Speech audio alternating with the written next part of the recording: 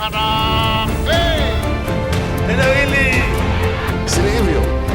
ni matatu. Ladies and gentlemen, good morning and welcome back to our channel once again. Who is going to blink first between Winnie Odinga and Oburu Odinga? That is the question which most ODM supporters are currently asking. Because we all remember that during the ODM at 20 celebrations in Mombasa, Winnie Odinga attacked Oburu Odinga. And therefore we are looking and we are wondering, those that are taking it upon themselves to manage it now, are they capable of managing that relationship? I don't think that is a question for me to answer. That is a question for the people of ODM to answer. And party leader is why I'm requesting we need to go back to the people and have an NDC and see who the people want to pick to manage that same relationship. And later on, Oburu Odinga got the opportunity and responded to Winnie Odinga. But those who are saying that Oburu is not validly elected, I challenge them. If they say it is NDC, let us go with them to NDC. I will call it very soon.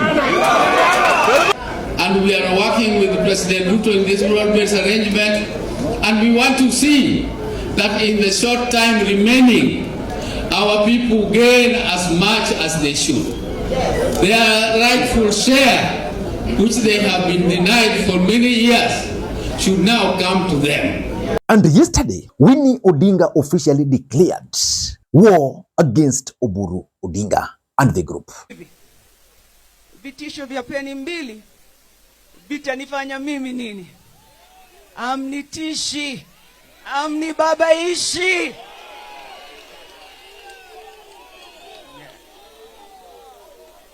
Vile nimesikia hapa leo, hii chama iko na maneno mengi. Kwenye hii safari, sisi tulikuwa abiria na baba alikuwa dereva ya basi hili. Na kuna siku moja tuliamka na tukashtuka. Dereva amekufa. Aliaga dunia. Kidogo kidogo wale walikuwa na keti mbele, wamekimbia kwenye steering wheel. Kila mtu anavuruta pande hii, mtu mwingine pande hii, pande hii, pande hii. Huh? And from all indication, this war is going to be decided by the people during the NDC. And who is likely to win during that NDC should it be called? That's exactly what I want us to analyze in this video. Before we do that, for those who are watching this channel for the first time, please take a second or two, click the subscribe button so that next time we produce a video like this, YouTube will automatically notify you. And to the subscribers, I want to continue thanking you guys for your continued support. Because without that support, this channel cannot be where it is. Ladies and gentlemen, without any further ado, allow me to dive in.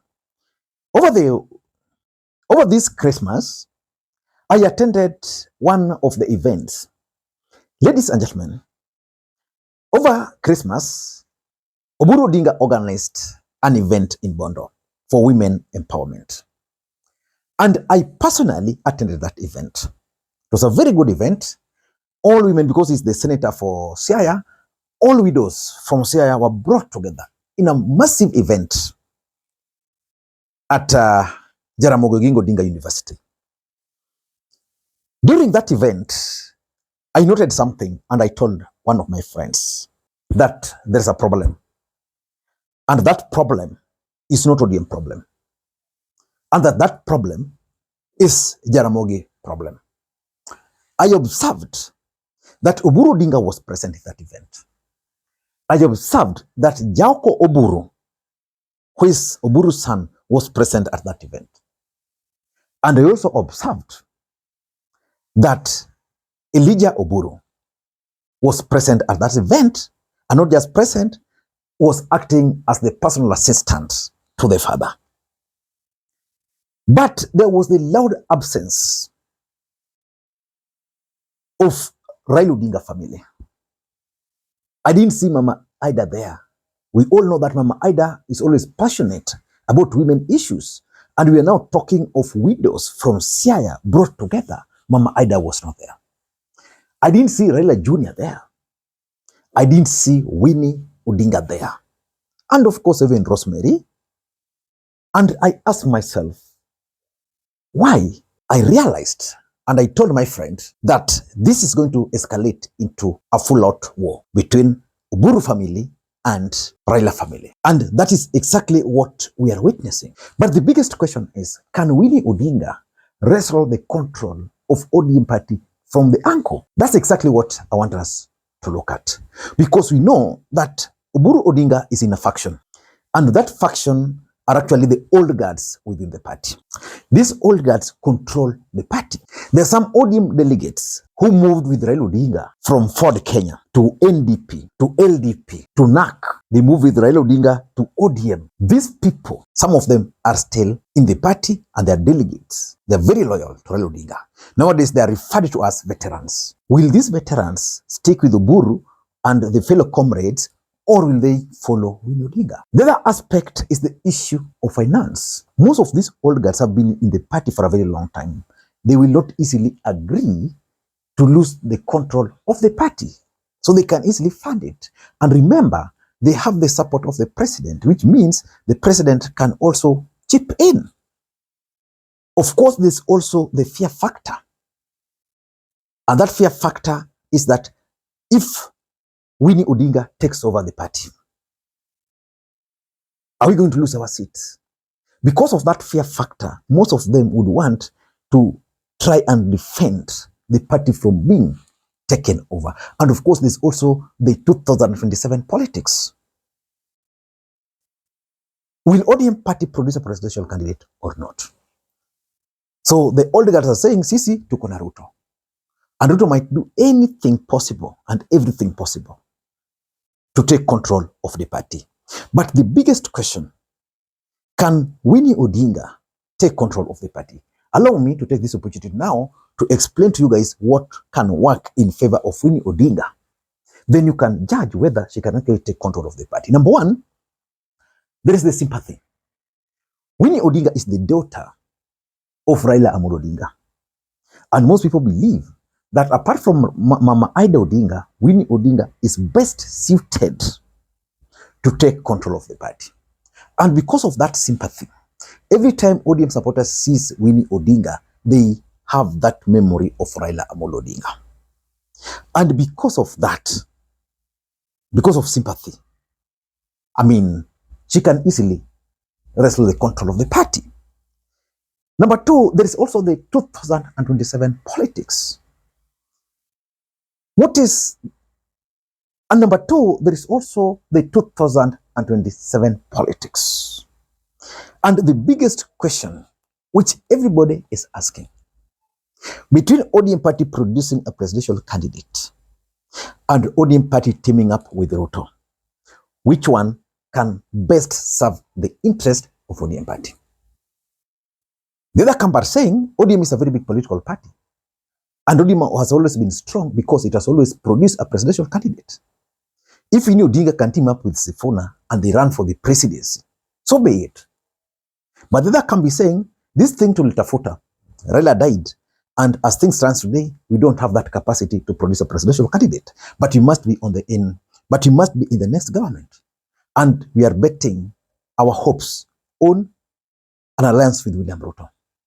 So it will depend with how the ODM supporters will actually figure out their best interest. Whether to allow Winnie Odinga and the group to take the party and run for the presidency, or to stick with the old guards and support William Ruto and remain in government. It's going to depend on a lot of factors. Ladies and gentlemen, the third thing which is also working in favor of Winnie Odinga is because Winnie Odinga worked with the father very closely. Before I give you those details, allow me to take this opportunity to introduce you guys to one of the best digital debt management softwares we have in Kenya, Kile Kitabu. I don't want to go into details. Just go to Play Store right now, search for Kile Kitabu, download it and install it on your phone, and then give me the feedback in the next 2 or 3 days. Ladies and gentlemen, Winnie Odinga worked very closely with Raila Odinga as a personal assistant, and also most people believe that Winnie Odinga was the person who was in charge of Raila Odinga's campaign in the last election. Raila Odinga died while with Winnie Odinga in India. And because of that, Winnie Odinga can easily inherit the ODM support base. Winnie Odinga knows who used to fund Baba.